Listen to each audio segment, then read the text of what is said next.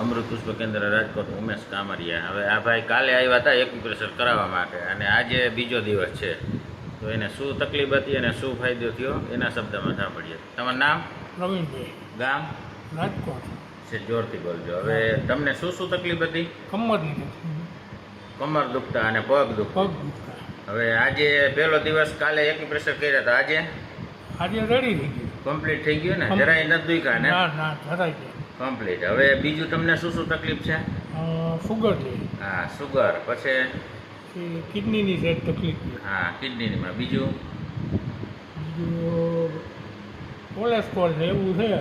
હા, હાર્ટની હાર્ટની તકલીફ. તકલીફ છે. હવે આપણે એના માટે અમૃત પુષ્પ ચાલુ કરશું. બરાબર છે. એક્યુપ્રેશર કાલે કર્યું હતું, એમાં કમરમાં દુખાવો આવ્યો? નહીં, કમરમાં આવું પગ દુખ્યા?